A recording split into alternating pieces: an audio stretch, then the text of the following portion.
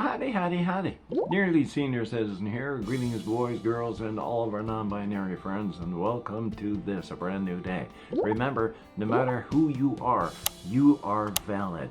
Thumbs up for that. This is like my 10,000th time to record this, and I have not been having a good day. Hopefully you've been having a very good day, and that would be a very good thing.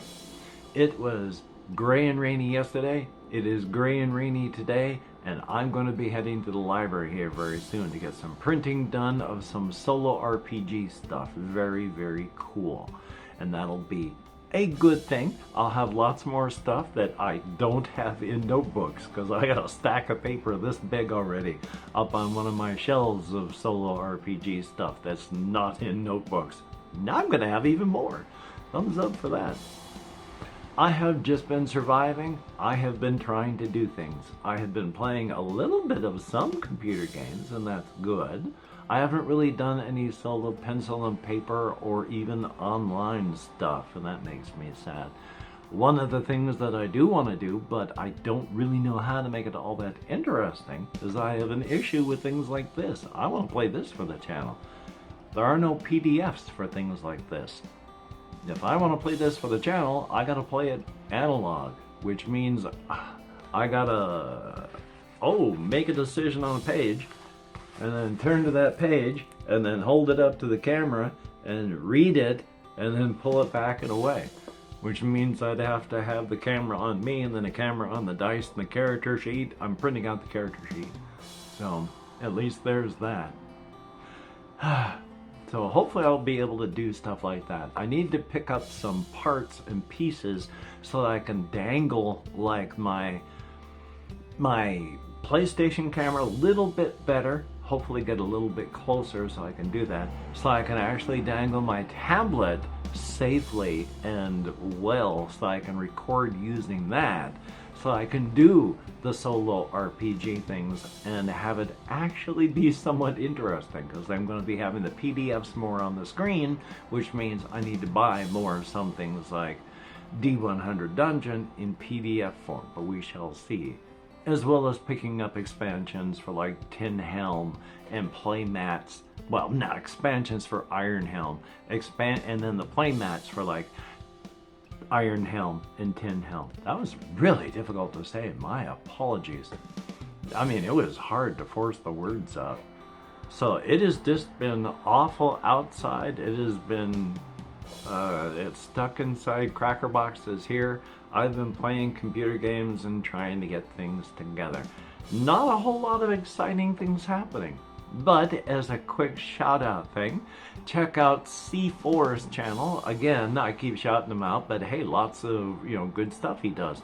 CEEPHOUR. Oh my god, doing solo RPG stuff as well as solo board gaming things. I wish I could pick up as much stuff.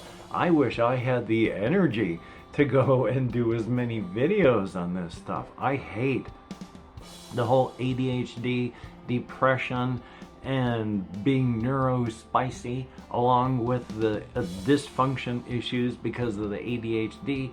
I would love to make more videos based on the game stuff. Oh my gosh, that would be great. Check out his channel. There's another person doing a channel where I want to be able to do this sort of thing for more of the digital play, because I have so many PDFs. You can do this digitally.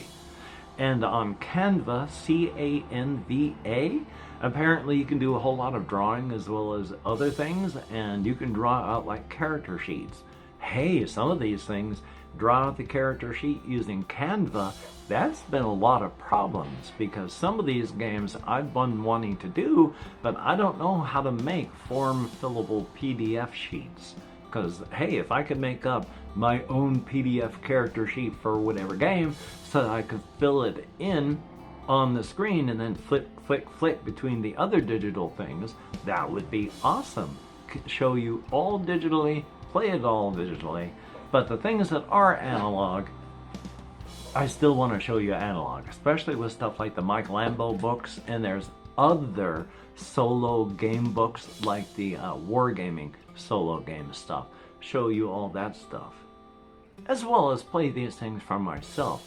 one of the things I don't like about this bloody weather and my depression, along with the seasonal affective disorder because of all the gray, is I'm just being stuck in the cracker box and I'm not doing anything, and I hate that. I'm being stuck back into old behaviors that I've been in for years, and I don't want to be doing that. But the weather and all that is forcing me into it.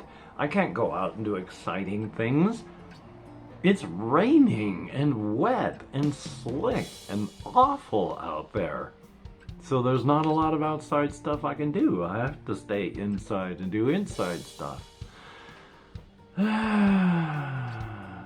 lot of people I've noticed have been hanging out more in the community center. I would imagine it's because of bad weather. You don't want to go anywhere, nowhere to go, but you don't want to be stuck on just the tiny little cracker box. So you head out the community center. Not a lot there. I mean, there's a TV room, there's a computer. It's largely got a couple bathrooms, and there is a huge kitchen. So, thumbs up. Still though, I've been doing my very best to try and stay creative, not just only thinking about my various settings, but also various ways to work on my settings and other types of stories to keep them as a part of the setting. I have mentioned that inside outside Razor's Edge, that the inside and the Razor's Edge, there's a lot more there. On the inside, there is effectively 1,000 kilometers of there for every square kilometer of actual there. That is because of superpositioning of stuff. There are various layers to things that are there, but they're all in the same place, just in a superposition, not dropped out of that until you enter that area. In the Razor's Edge, there are it's 1,000 kilometers for every kilometer on the inside. It is 1,000,000 kilometers for every square meter on the Razor's Edge. There is a lot there on all the layers, and all the layers are different, and with a probability curve, some of these layers are bizarre, and some of them, I mean, because there's like flat layers, they're effectively infinite planes where there can be 800 billion people living.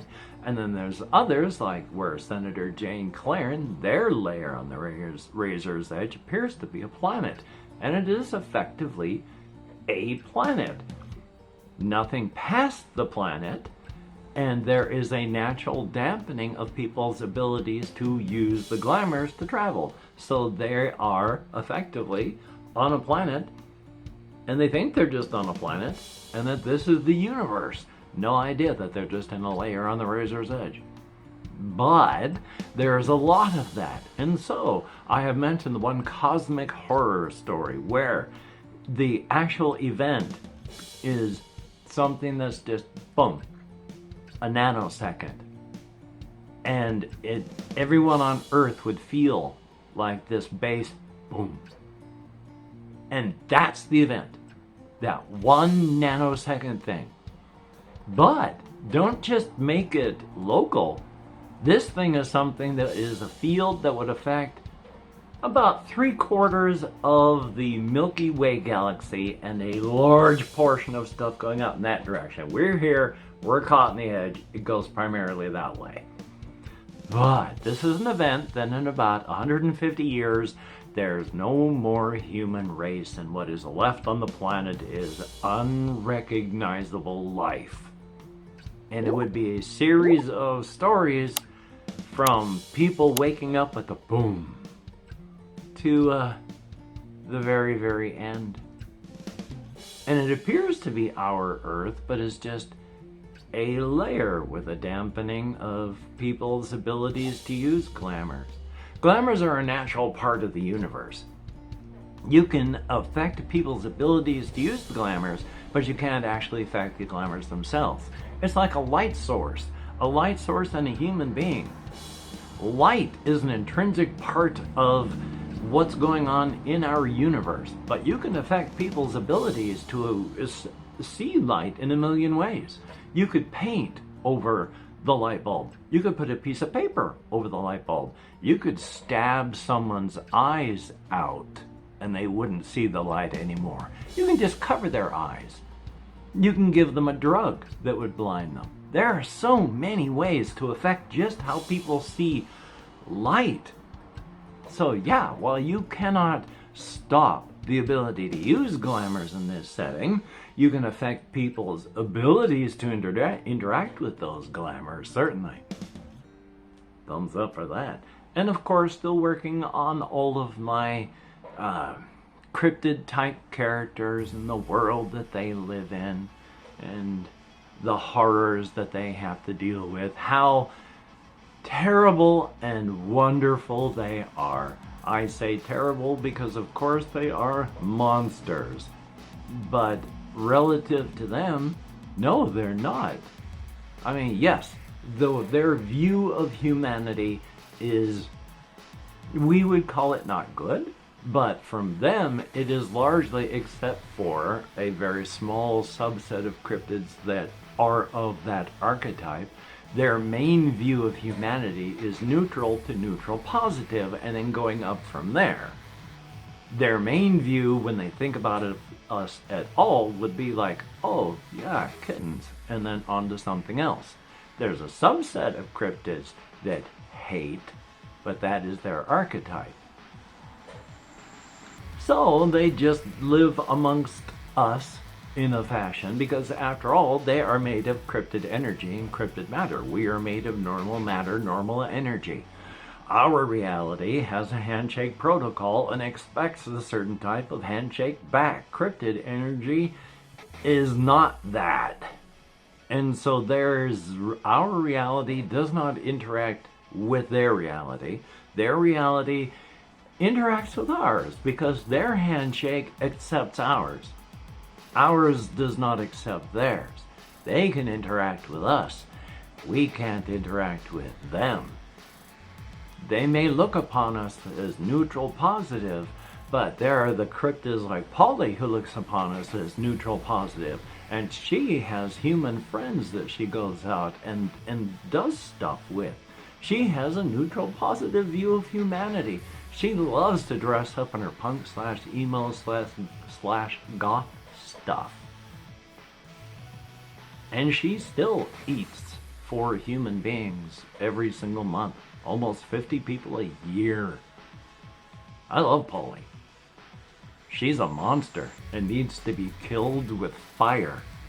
But I love her and don't want to hurt her. Thumbs up for that. Past that though, I'm just surviving. So I'm going to render this. I'm going to head to the library. I'm going to get my printing done. This is going to be my exercise as well. And that is a good thing. And I'm going to go to Walmart later, grab some things to eat with the very little money that I have left. And then come back here and just relax. Hopefully get that Caves and Catacombs video done with the character creation and I wanted to do the character creation and then the rules flip through so that you can see what the generation and the rules are like, and then actually play the game like tomorrow. Thumbs up for that. There are some other things I've wanted to talk about. I mean, one of the things I do have, I can't remember where the image come from. It's probably a picture of like a tapeworm head that came into my head. Not into my head, that I saw online. And it triggered something in my story, in my setting, where I figure one of the characters doing something stops at a bus stop. When he stops there, he notices in the back of the dark bus stop area, there is because it's night, it's like 10 o'clock at night, the bus is one last run. He's there for the bus. Then the bus stop, he notices that there is something eating another person. They're just hunched over them and are pulling off pieces with claws or biting into it with their mouth. And as it turns out, he's just kind of embarrassed because he didn't mean to intrude. He's always being awkward. He didn't check to see if they were eating. Now he's embarrassed. Does that individual just want him to leave? He can come back. He just wants to catch the bus. He's been working all day. He's very sorry.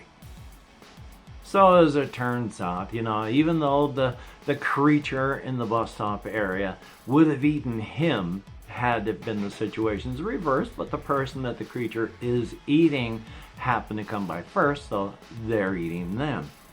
But they just kind of hit it off and start, 1 or 2 days they're actually meeting at the bus stop, and while the creature is eating people while they're talking, they just decide to meet up the next day romantically. And this character wakes up and they're tangled in their many arms and legs the next morning in their non-human and only vaguely humanoid body. And just realizes they're in absolute love. This creature, this flesh-eating beast that any other would call a monster, is just beauty in their eyes.